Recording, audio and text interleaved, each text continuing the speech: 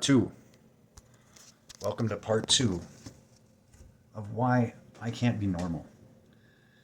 That is a question I often get asked by friends and family, mostly family, because they don't understand why I see the world differently than them and why I can't live as they do, why I can't really eat what they eat. And it goes into my Neogenian beliefs. And I do know, I don't want to call them beliefs, it's knowledge. I know that we are God. How do I know this? Because of Fourier mathematics. Our thoughts combined create Fourier transforms, which in turn create matter. We do this subconsciously, which is why when we pray, it does absolutely nothing. Because all the minds in existence combine subconsciously to create matter. Maybe if you consciously on your own could create matter, then you could have an effect and change things. But the only way we can change things, as of now, is to come together consciously as a unity and make this world better. There is no other place to go. There's no heaven in the sky. There's no hell underground. We need to make this place heaven by unifying and defeating the evil forces that we can defeat in this material domain. And we can start by not causing the most defenseless beings on our planet to suffer needlessly, being animals who are born into cages or factory farms.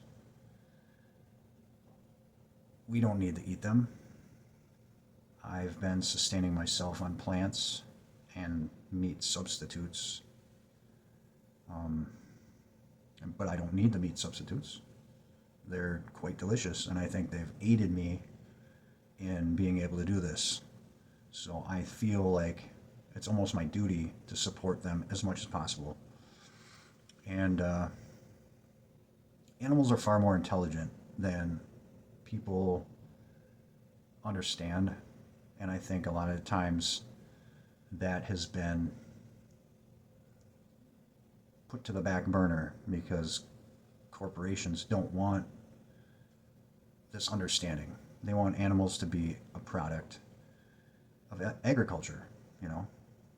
You grow them as fat as you can and you kill them and eat them and make money off of them. So, another reason is because the suffering that they go through is collected in the collective unconscious. So when one is hurt, it hurts us all. And that takes a little bit of understanding how the dialectic works,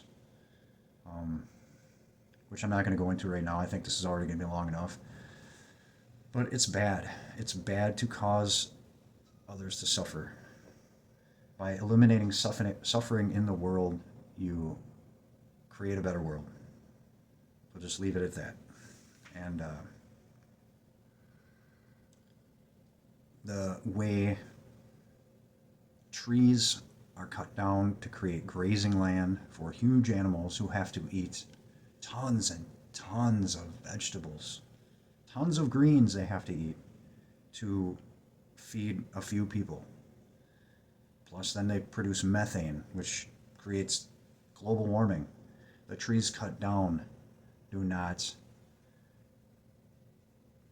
convert carbon dioxide or carbon monoxide, whatever, into oxygen anymore because they're gone.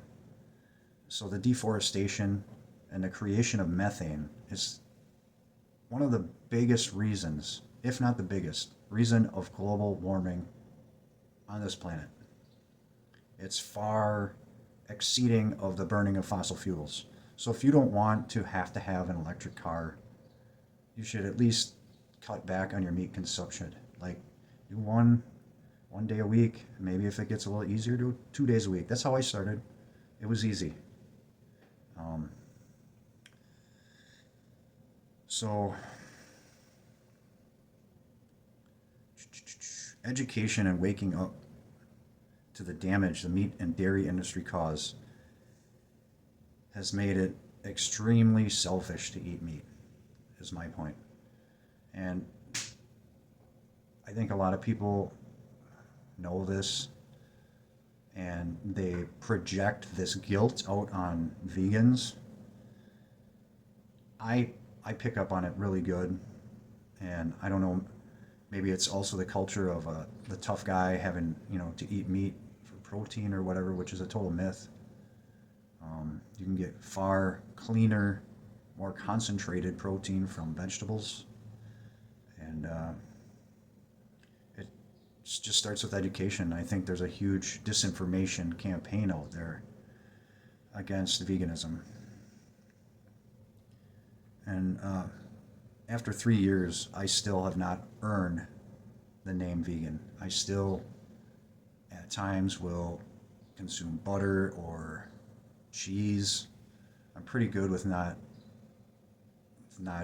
consuming milk, like raw milk. I used to drink 3 to 4 gallons a week, and now I'm down to just almond or cashew milk or oat milk, or, that stuff's just as good, if not better. But it's a little more expensive. It's just the way it is. And I feel like the health benefits of being vegan pay for the extra price that I pay in the food right now. I think in the long run, the health benefits will make it well worth it. And like I said, I implore you to, if you don't want to completely give up meat, just try 1 day a week. Can you go 1 day a week the whole year when it's not even Lent? Maybe Lent. If you're a Catholic or a Christian on Lent, do 2 days a week. And back to the religion thing, I am God. I'm God. You are God. We are God. We create everything. The whole universe is created by our unconscious thoughts combined. And we can prove this mathematically. With ontological mathematics, it shows us that everything is created from basic sinusoids. These sinusoids come from zero. Euler's formula proves that everything can be reduced back to zero. So you have negative values and you have positive values. If you add all the values together, they equal zero. Zero isn't nothing. Zero is a ground of all existence. It's a ground. If you understand basic electricity, you'll understand that a ground is required for any voltage or power or movement. If you don't have a good ground, you don't have anything. The God of religion, the God of Abrahamism, is a lie to control people. Created to control the herd, to control the sheep. Nothing is proven in the Bible. There's not 1 ounce of mathematics. And I have absolutely no respect for it. I spent too much of my life praying to a God that doesn't exist in hopes that my life would change. Until the God of the Bible, Yahweh, Allah, Yaldabaoth, the Demiurge, whatever you want to call it, answers even one of my prayers, I will continue to assist in the destruction of all master-slave Abrahamic religions. Again and again, I witnessed the so-called Christians not following the core teachings of Jesus Christ. I live far more like Jesus Christ than 90% of Christians. From what I've seen, prove me wrong.